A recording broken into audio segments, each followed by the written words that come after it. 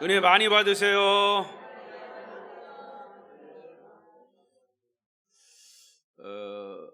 요즘 가을이 돼서 각 지역마다 우리 강진에도 강진만 갈 때 축제를 하고 있죠. 예배는 영적인 축제입니다. 교단마다 또 교회마다 그 예배 분위기가 다 달라요. 제가 어떤 기회에 장로교도 가보고 순복음교회도 가보고 침례교도 가보고 여러 교단을 방문해서 예배 드린 적이 있습니다. 어느 교단은 정말 거룩하게 드립니다. 거룩하다는 것은 예배 시간에 소리가 나는 것은 악기 소리, 찬송 소리, 설교 소리, 그리고 그 외에 전혀 다른 소리는 없습니다. 여러분, 좋은 것은 소리는 안 나죠.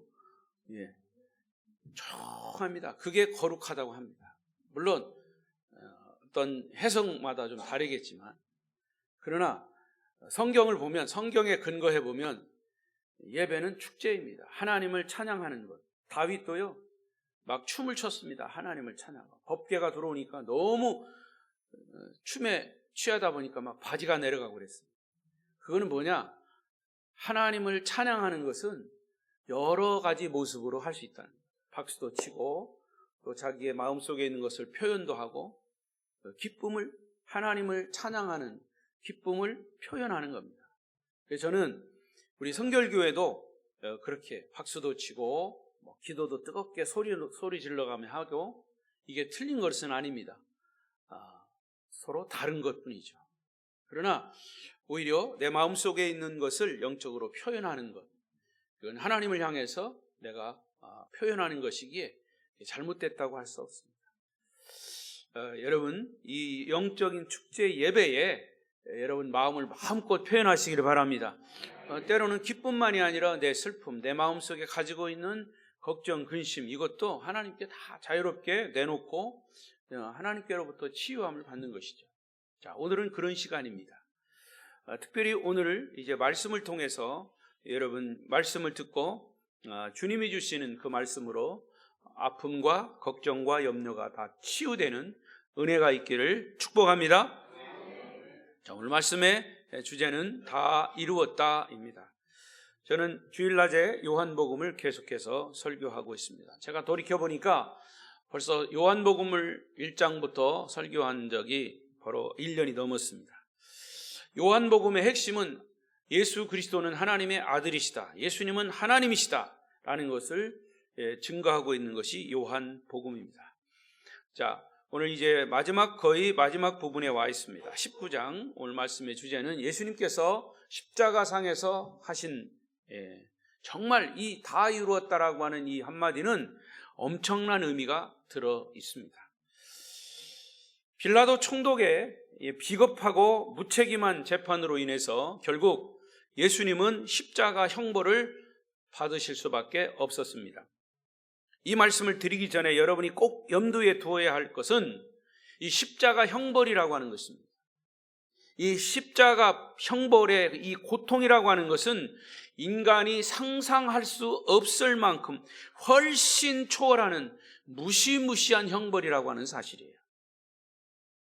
인간에게 가할 수 있는 그 어떤 잔인하고 흉측한 고문 도구가 있다면 바로 이 십자가 형틀, 이 십자가 형틀에다가 여러분 아시는 대로 눕혀놓고 손발에 대못을 받고 옆구리에 창을 찌르고 머리에는 관을 씌우고 그리고 십자가에 매달리는 겁니다. 그리고 그 십자가에서 서서히 6-7시간을 매달려서 죽어가는 겁니다. 물과 피를 다 쏟으시고, 그게 바로 십자가의 형벌입니다. 이 세상에는 십자가 형틀만큼 무서운 고문이 없다고 합니다. 그래서 로마 공화정 시대의 정치인으로 유명한 시세로라고 하는 사람, 아마 여러분 들어보셨는지 몰라. 이 시세보라고 하는 유명한 사람은 말하기를 십자가는 가장 잔인하고 가장 무서운 죽음의 틀이다, 이렇게 얘기했습니다. 또 저는 어느 책에 십자가에 못 박힌 사람에게 어떤 신체적인 이 증세가 나타나고 그 고통이 어떻게 서서히 발전해서 결국에는 죽음에 이르는가 의학적으로 분석해 놓은 글을 본 적이 있습니다. 너무너무 끔찍해가지고 저는 이 강단에서 감히 말씀드릴 수가 없습니다. 그만큼 십자가 형틀의 이 고통은 우리 인간의 상상을 초월한다는 사실이죠. 자, 그렇다면 뻔한 질문이지만 왜 예수님이 십자가를 지셨을까요? 왜 예수님이 십자가를 지셨을까?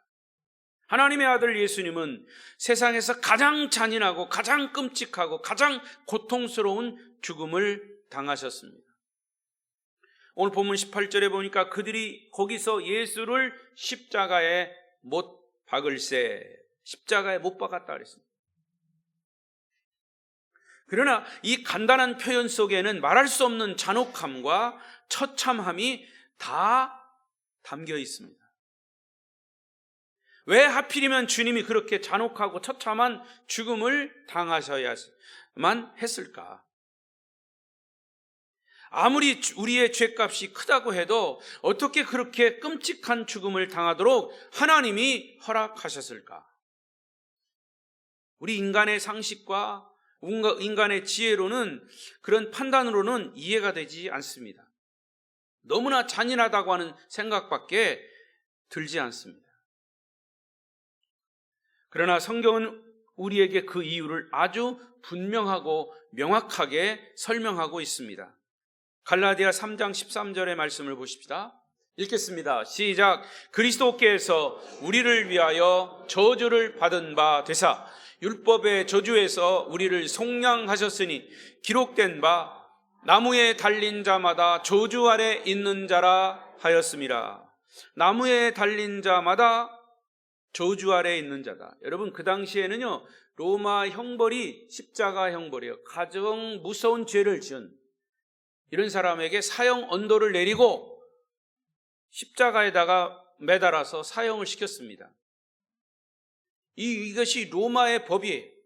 근데 로마의 이 십자가 형틀이 너무나 무서운 법이기 때문에 오히려 팔은 안으로 굽는다고 자기네들 로마 사람들에게는 이 십자가형을 아주 무서운 흉측한 죄인이라도 자기네 로마 사람들에게는 십자가형을 내리지 않았습니다. 자, 예수님이 십자가에 달린 것은 예수님은 로마 사람이 아니고 유대인이에요. 그런데 여기 보니까 나무에 달린 자마다 저주 아래 있는 자라 그랬어요. 예수님이 저주 아래 있는 자예요. 십자가에 달리셨기 때문에. 사실은 율법을, 하나님의 말씀을 지키지 않고 죄를 범한 인간은 저주를 받아 마땅한데, 저주 아래 인간을 구원하기 위해서 예수님이 대신 저주를 받고 우리 인간을 구원하셨다는 사실이지. 구약에 보면 저주받은 자의 죽음에 대한 원칙이 있습니다. 그것은 나무에 매다는 것입니다. 또 보십시다. 신명기 21장 23절 율법입니다. 시작. 그 시체를 나무 위에 밤새도록 두지 말고 그날에 장사하여 내 하나님 여호와께서 내게 기업으로 주시는 더럽히지 말라. 나무에 달린 자는 하나님께 저주를 받았습니다. 하루 종일 매달지 말라는 거죠. 너무 끔찍하니까. 이미 6시간 지나면 죽는다는 거예요. 그러니까 이 땅이 거룩한 땅이니까 거기에 더럽히지 말고 빨리 가서 저 저주받은, 나무에 매단 저주받은 사람을 빨리 가서 장사 지내라는 얘기죠. 나무에 달린 자는 하나님께 저주를 받았습니다. 그러니까 예수님은 우리 각자가 율법을 어긴 죄값으로 받게 된 율법의 모든 저주를 예수님이 혼자 몸에 다 받으시고 짊어지시고 저주받은 자가 되었다. 여러분이 받을 저주를 예수님이 대신 받은 겁니다. 여러분이 받은 십자가 형벌을 예수님이 대신 받으십니다. 저주받은 자로서 나무에 매달려 죽으신 겁니다. 따라서 예수님이 십자가에 매달려 죽음을 죽을 수밖에 없었던 이유는 바로 우리 자신들이 십자가에 죽어야 마땅한데 주님이 죄값을 십자가에 죽으심으로 대신 받으신 겁니다. 이렇게 십자가 형이 확정이 되자 네 명의 한 조를 이룬 로마 군인들이 예수님을 인계받았습니다. 4명의 군인들은 예수님을 골고다까지 호송하고 거기서 십자가 형틀의 못을 받고 사형을 집행하는 책임자들입니다. 그리고 그 군인들은 예수님의 옷을 나누어 갔습니다. 왜 예수님의 그 옷을, 다 찢긴 옷을 이렇게 나누어 가질까? 연구해 보면 그 당시에는 이 손으로 수공으로 만들어 입는 옷이에요. 그 옷이 매우 귀하기 때문에 처형되는 사람의 옷을 벗기고 그것을 집행한 군인들이 나누어 갖는 것이 전통처럼 내려왔습니다. 그것은 옷 한 벌을 가지고 평생을 살아야 할 만큼 귀한 것이기 때문에 소중하게 여겼다는 것입니다. 아까 말씀해 보면 특히 로마 사람들이 입는 옷은 통으로 된 거예요. 통으로 된 이런 이불처럼 통으로 된 거예요. 그래서 여기서부터 이렇게 감싸는 겁니다. 여러분 가끔 텔레비에 그 유럽 사람들, 아랍 사람들 옷 입는 거 나오죠. 근데 그것을 잘 입으면 정말 멋있어요. 근데 그게 멋있으라고 지금은 그렇게 입지만 그 당시에는 옷이 없기 때문에 그거 가지고 저녁에는 이불 사 먹어. 광야 들에 나가면 그걸 또 역시 덮고 그걸 삼는 겁니다. 이게 그들의 옷이에요. 옷 한 벌을 가지고 평생을 살아야 할 만큼 귀한 것이기 때문에 소중하게 여긴 것이죠. 하나님의 아들 예수님이 자기들의 모든 죄를 짊어지고 처참한 죽음을 당하고 있는 현장에서 그야말로 옷가지 하나라도 더 차지하려고 눈에 불을 켜고 신경을 곤두세우고 있는 이 4명의 군인들, 그리고 그 나머지 사람들을 측은한 눈빛으로 바라보시는 주님은 하나님께 이런 기도를 드리셨습니다. 누가복음 23장 34절 시작. 이에 예수께서 이르시되 아버지여 저들을 사하여 주옵소서 자기들이 하는 것을 알지 못함이니이다 하시더라. 그들이 그의 옷을 나누어 제비 뽑을세. 로마 군인들의 마음은 사실은 어둠으로 가득 찼기 때문에 본인들의 마음 상태도 잘 몰라요. 그들은 자기들이 십자가에 못 박은 분이 누군지, 그분이 왜 죽어야 하는지 관심조차 없습니다. 그리고 뿐만 아니라 자기들과는 아무런 상관이 없다고 생각했습니다. 오직 그들에게 남아있는 것은 예수에 대해서는 무관심한 것이고 다른 사람보다 하나라도 더 소유하는 것이고 내가 남보다 더 잘 되는 것이고 등등 예수에 대해서는 관심이 없어요. 여러분, 이런 로마 군인들에게서 우리가 예수님을 몰랐을 때의 모습이 보이지 않습니까? 우리가 예수님을 몰랐을 때는, 하나님이 살아계신 것을 인정하지 않을 때는 내가 죄인이라고 하는 사실도 조금도 인정하고 싶지 않았습니다. 그랬을 때 여러분의 관심사는 무엇이었습니까? 예수를 몰랐을 때 여러분의 관심사, 남보다 하나라도 더 갖고 싶고 남보다 조금이라도 더 앞서고 싶고 이런 것들을 원했을 것입니다. 우리가 이렇게 소망이 없을 만큼 악하기 때문에 바로 여러분을 위해 예수님은 십자가에 고귀한 피를 흘리시면서 죽어가신 것입니다. 이렇게 십자가에 못 박히신 예수님은 두 번째로 십자가에서 외치셨습니다. 내가 목마르다. 구약 시편 69편 21절에는 미래에 일어날 이 예수님의 십자가 상에서 외치시는 그 말씀을 이렇게 이야기했습니다. 시편 69편 21절이죠. 시작. 그들이 쓸개를 나의 음식물로 주며 목마를 때에는 초를 마시게 하였사오니. 예수님은 못 박히신 손바닥에 엄청난 고통이 있지만 그것을 아프다고 표현하지 않으셨습니다. 창에 찔린 옆구리가 견딜 수 없을 만큼 통증이 있는데도 전혀 동요하지 않으셨습니다. 다만 그 모든 고통을 내가 목마르다라고 하는 한마디로 표현하신 겁니다. 여러분, 일반적으로 사람들은 목이 마르고 갈증이 날 때의 고통을 죽음의 고통이라고 합니다. 20일, 40일씩 밥은 안 먹어도 금식, 단식을 할 때 물은 마셔야 됩니다. 우리 사람 몸이 사실은 물이 거의 7, 80%를 차지하고 있죠. 물을 먹지 않으면 죽습니다. 구약의 다윗은 예수님이 당하셨던 고통을 또 이렇게 표현했습니다. 시편 22편 15절이죠. 시작. 저는 물처럼 엎질러지고 저 뼈는 다 어그러졌으며 제 마음은 밀초같이 되어 속에서 녹아내린다.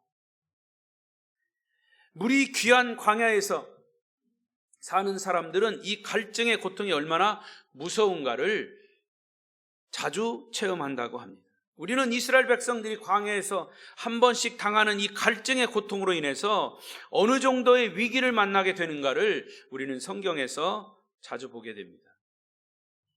그 좋은 예로요, 이스라엘 백성들이 광야에서 너무 목이 마르니까 이 모세를 막 원망합니다. 우리에게 물을 달라. 물을 달라고요. 그러니까 모세가 기도합니다. 하나님, 이 백성이 갈증이 생겨 죽을 것 같으니까 물을 달라 합니다. 그때 하나님께서 모세에게 저 바위를 쳐라 그랬어요.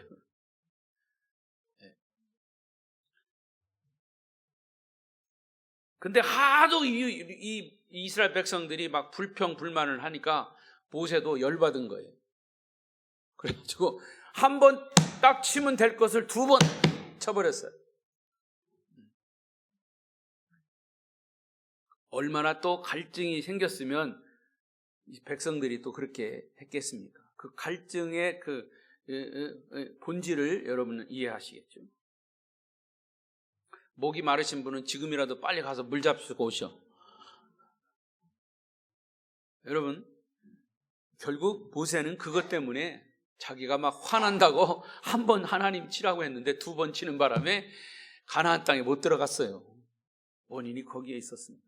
그래서 느보산에서, 요르단에 있는 느보산에서 이 가나안 땅을 쳐다보면서 저곳이 내가 들어갈 땅인데 하나님이 못 들어가게 하신 거예요. 우리가 생각하면 모세는 40년 동안 그 고통 속에서 이스라엘 백성들을 이끈 지도자인데 하나님 말씀 딱 한 번 불순종했어요. 그것 때문에 가나안 땅에 못 들어갔습니다. 여러분, 그것도 큰 의미에서 보면 우리가 생각할 때는 그렇지만 그 속에 또 하나님의 깊으신 의미가 있어요. 그리고 대신 여호수아가 백성들을 이끌고 가나안 땅에 들어갔죠. 그렇습니다. 예수님이 일평생 당하신 고통과 마지막으로 십자가에서 한꺼번에 당하신 이 고통은 바로 우리가 받아야 할 고통을 대신 받으신 거예요. 여러분이 꼭 기억하셔야 될 것은 예수님은 우리가 세상을 살면서 당하는 온갖 고통을 이 십자가에서 다 경험하심으로 우리의 고통을 이해하셨습니다. 지옥에서 당할 우리의 고통을 십자가에서 대신 당하심으로 우리를 지옥에서 구원하셨다는 사실을 절대로 잊어서는 안 될 것입니다. 이것이 바로 구원의 확신입니다. 따라서 여러분들이 예수 믿으면서 당하는 고통, 여러분 각자가 다 다르겠지만 그 고통은 주님이 다 이해하고 계세요. 그리고 주님도 같이 아파하고 계세요. 그리고 우리를 위로해 주십니다. 치유해 주십니다. 여러분 당하는 고통이 아프면 주님이 십자가에서 당할 고통을 한번 생각해 보세요. 십자가에서 당할 고통을 어떻게 생각합니까? 실제로 한번 실천해 보세요. 못을 갖다가 여기다 이 바닥을 손바닥 놓고 한번 쳐보세요. 나 혼자 못 치면 대신 쳐달라고 옆에 있는 사람 보고. 얼마나 아픈지.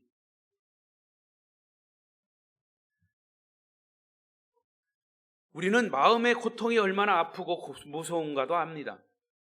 그래서 때로는 우리의 마음이 아플 때, 개인적으로 가정적으로 자녀 때문에 마음이 고통이 있을 때 그 아픔은 마치 정말로 날카로운 칼끝으로 생사를 도려내는 것과 같은 정말 무시무시한 고통이 우리 속에 있습니다. 그것은 누구에게도 말할 수 없는 고통이고 아픔이에요. 그럴 때마다 우리는 어린아이처럼 주님께 고백하십시오. 주님, 내 고통을 주님 아시지요. 주님이 친히 십자가에서 맛보신 그 고통과 감히 비교할 수 없지만 저도 이렇게 아픕니다. 저를 좀 도와주십시오. 주님께 그렇게 기도하면 정말 놀라운 일들이 일어납니다. 주님께서 몸소 우리가 당하는 모든 고통을 당해 보셨기 때문에 때로는 정말 보이지 않는 피 묻은 손으로 우리를 만지시고 그 아픔을 쓰다듬으시면서 여러분의 고통을 치유해 주실 것입니다. 성 프란시스가 자기 고향에 있을 때 일입니다. 하루는 자기 집 하인이 물을 길어오는 모습을 지켜보고 있었습니다. 그 하인은 밭을 지나서 모퉁이에 있는 우물에서 물을 길어왔는데 하인은 물을 기를 때마다 이상한 행동을 하는 겁니다. 그렇게 깊지 않은 우물에다가 큰 물통을 내려서 물을 가득 담은 후에 끌어올릴 때는 항상 작은 나무 토막 하나를 그 물통 안에 던져 넣는 겁니다. 이런 모습을 본 프란시스는 하인에게 그 이유를 물었습니다. 왜 물을 길어올릴 때마다 물통 속에 나무 토막을 집어넣어서 물을 끌어올리느냐? 하인은 대답하기를 물을 퍼올릴 때 나무 토막을 물통 안에 넣으면 물이 출렁거리지 않게 돼서 물이 밖으로 흘러 넘치는 것을 최대한 막을 수 있기 때문입니다. 그래서 되도록이면 가능한 많은 물을 길어 올릴 수 있습니다. 만약에 나무 토막을 넣지 않으면 물이 자기 마음대로 출렁거려서 나중에 보면 물이 반 통밖에 남아있지 않습니다. 하인의 설명을 들은 프란시스는 크게 깨달은 바가 있었습니다. 그리고 자기 친구에게 편지할 기회가 있어서 편지를 썼습니다. 사랑하는 친구요, 우리는 얼마나 자주 흔들리는 마음의 물통을 가지고 있는가. 두려움으로 흔들리는 마음, 고통으로 요동치는 마음, 염려, 절망으로 부서지는 마음, 이웃과 사람과의 관계 때문에 변질되는 마음, 이런 등등 마치 심하게 흔들리고 출렁거리는 물통과도 같은 것이 아닌가. 그러나 거기에 예수의 십자가라고 하는 작은 막대기를 던져보게나, 그러면 그런 흔들리거나 출렁거림은 다 사라질 걸세. 할렐루야. 여러분, 마음이 고통과 공포, 절망과 두려움, 걱정과 염려로 요동칠 때 예수의 십자가를 바라보십시오. 예수님의 십자가를 의지하십시오. 우리 주님은 십자가의 목마름을 이미 경험하셨기 때문에 우리가 주님을 바라보고 의지할 때 주님은 우리를 도우십니다. 그래, 내가 너를 안다. 내가 네 아픈 마음을 내가 다 이해한다. 우리를 도우시고 우리의 아픔을 치유해 주실 것을 믿습니다. 세 번째로, 주님은 십자가 위에서 마지막 외치신 이 말씀은 엄청난 외침입니다. 그게 뭐냐? 다 이루었다, 이것입니다. 다 이루었다. 십자가에 달리신 예수님은 약 6시간 내지 7시간이 지날 무렵에 또 한 번 짧은 외마디 말씀을 하시고 숨을 거두십니다. 그게 다 이루었다. 따라하십시다. 다 이루었다. 다 이루었다. 자, 30절을 보십시다. 30절 시작. 예수께서 신 포도주를 받으신 후에 이르시되 다 이루었다 하시고 머리를 숙이니 영혼이 떠나가시니라. 여러분, 유심히 보시면요, 마태복음이나 마가복음이나 다른 복음서에는 이 내용이 없어요. 마태복음이나 마가복음에는 예수님이 운명하실 때 크게 소리 지르시고 운명하셨다, 이렇게만 기록되어 있습니다. 어떤 내용인지 내용이 없어요. 그런데 사도 요한은 이 요한복음에서만큼 크게 소리진 내용이 바로 다 이루었다라고 하는 이 말씀을 아주 분명하게 기록했어요.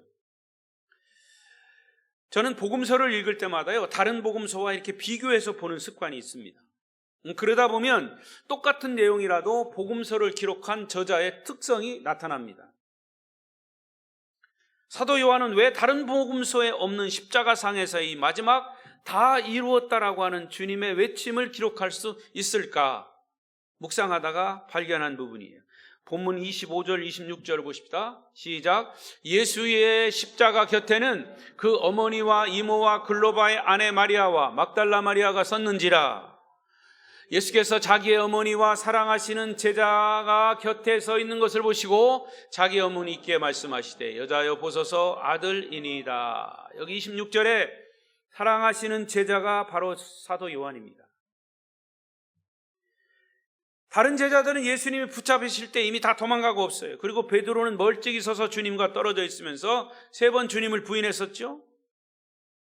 그리고 예수님이 십자가에 못 박히실 때 바로 사도 요한은 담대하게 예수님의 곁에서 십자가 운명하실 때 거기 예수님 어머니 마리아, 이모 글로바의 아내 마리아, 막달라 마리아가 되게 많네요. 근데 다 달라요. 막달라 마리아, 예수님 어머니 마리아, 글로바의 아내 마리아.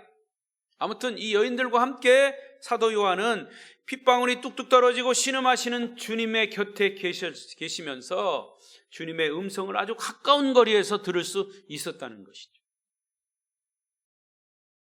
그래서 주님이 마지막 호흡을 가다듬으시면서 말씀하시는 그 메마디가 다 이루었다라고 하는 그 음성을 사도 요한이 들은 겁니다. 자, 사도 요한이 십자가에서 아주 가까운 거리에 있었다는 또 하나의 증거가 27절이에요. 예수님이 십자가에서 운명하시기 전에 사도 요한에게 어머니 마리아를 부탁하신 말씀이죠. 시작. 또 그 제자에게 이르시되 보라 내 어머니라 하신데 그때부터 그 제자가 자기 집에 모시니라. 그 제자가 누구냐? 사도 요한이에요. 우리 한글 성경에는 다 이루었다 이렇게 두 마디로 딱 번역됐지만 헬라어 원문에는 테텔레스타이 따라하십시다. 테텔레스타이. 예, 헬라어 원문에 딱 한 단어로 되어 있습니다. 다 이루었다. 테텔레스타이. 이 단어는 짧은 한 단어이지만 이 단어에는 엄청난 하나님의 진리가 담겨져 있습니다. 그 높이와 길이와 깊이를 우리 인간은 도저히 파악할 수 없는 그야말로 창세기 1장부터 요한계시록 22장까지의 기록이 이 내용 속에 다 포함되어 있다. 다 이루었다. 그리고 나중에 또 자세하게 말씀드리겠지만 이 다 이루었다라고 하는 이 말씀을 하시고 운명하신 이 부분이 중요한 이유가 뭐냐면 사실은 이때부터 구약의 시대가 끝나고 신약의 시대가 시작되는 터닝 포인트, 분기점입니다.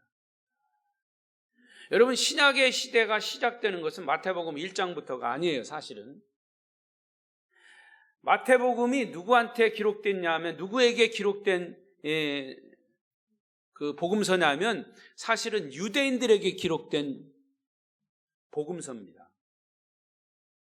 예수님이 베들레헴에서 응애하고 태어나면서부터 신약이 시작된 게 아닌 예수님이 죽으시고 운명하신 다 이루었다라고 하는 이 순간부터 이제 율법의 시대, 구약의 시대가 끝나고 신약의 시대가 시작된 겁니다. 그래서 생각해 보면 여러분 예수님이 살아계실 때 계속해서 누구와 대항하셨습니까? 유대인들입니다. 유대인들, 제사장들, 사두개인들.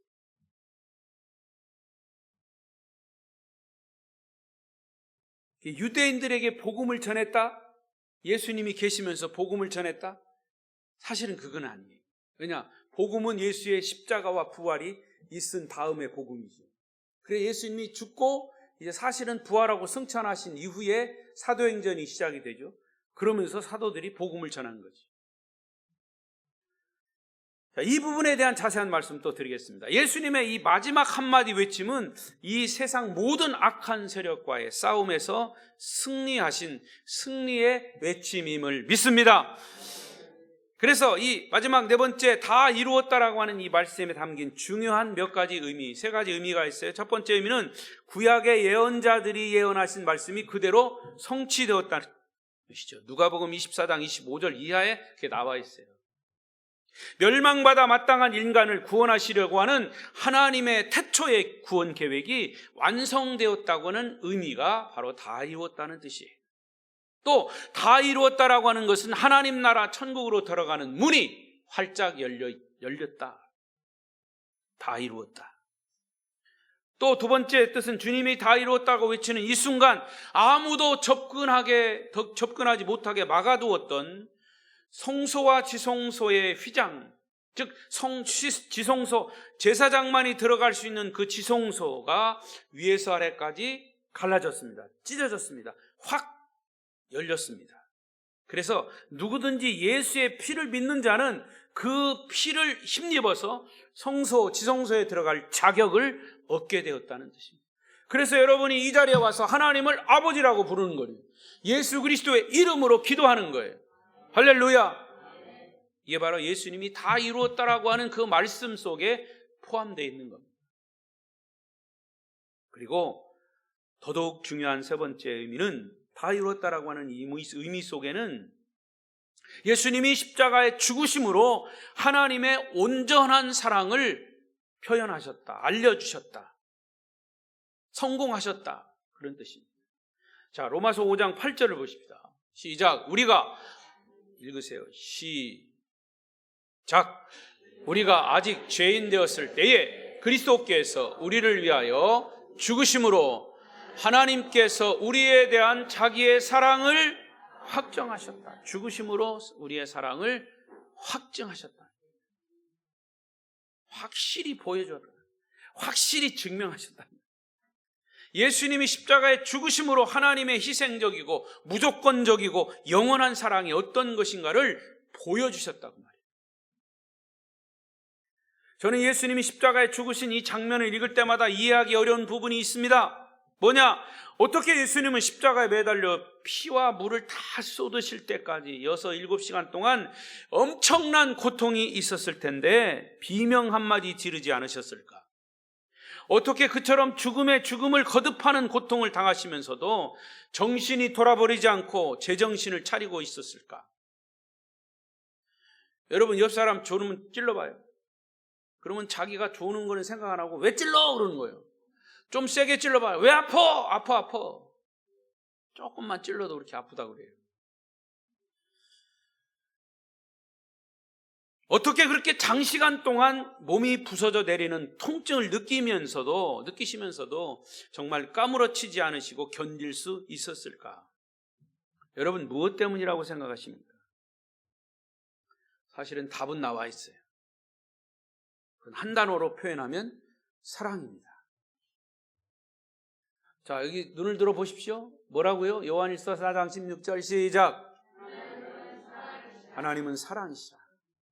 저와 여러분을 사랑하시는 아가페 희생적 사랑, 조건 없는 사랑 때문에 주님은 십자가상에서 그렇게 고통이 있으시면서도 참으시고 또 참으시고 견디셨습니다. 주님이 우리를 사랑하시는 그 사랑은 이렇게 강한 힘을 가지고 있습니다. 사랑은 강합니다. 사랑이 없는 사람은 고통스러울 때 비명 지르고 정신 혼미하고 까무러칠 수 있지만 사랑 때문에 고통을 당한 사람은 비명 지르지 않습니다. 정신이 나가지 않습니다. 까무러치지도 않습니다. 그래서 어떤 신학자는 말하기를 예수 그리스도를 십자가에 매달게 한 것은 철로 된 못 아니다. 뾰족한 창 아니다. 예수를 십자가에 매달리게 한 것은 오직 사랑 때문이다. 할렐루야. 말씀을 정리하겠습니다. 예수님은 십자가를 통해 하나님의 놀랍고 엄청난 사랑을 우리에게 보여주시고 알려주시고 깨닫게 하시는 데 성공하셨습니다. 그래서 마지막 십자가에서 운명하시면서까지 다 이루었다라고 외치신 것은 죄인들이 하나님의 사랑을 알게 되었구나. 죄인들이 드디어 하나님의 사랑을 받을 수 있게 되었구나. 이 사랑 때문에 죄인들이 하나님 앞에서 의인으로 인정받게 되었구나.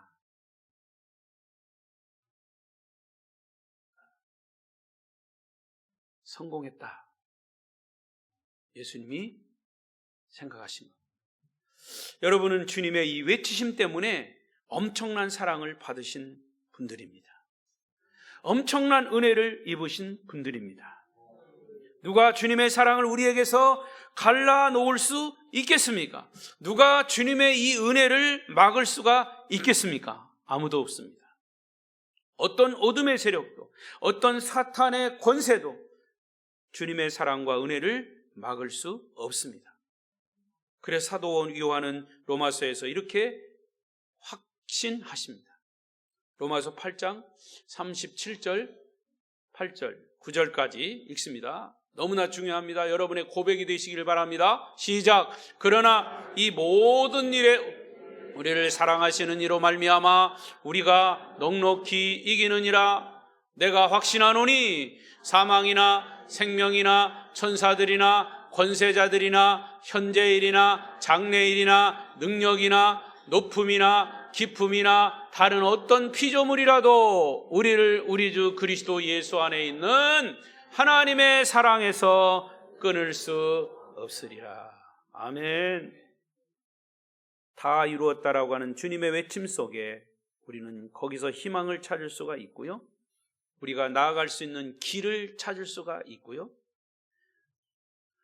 우리는 더욱더 주님의 십자가를 그래서 바라보아야 합니다. 주님의 십자가를 의심하지 않고 확실히 믿어야 합니다. 십자가와 부활을 믿는 자가 이 세상의 모든 환난과 고난의 장애물을 넘어설 수 있습니다.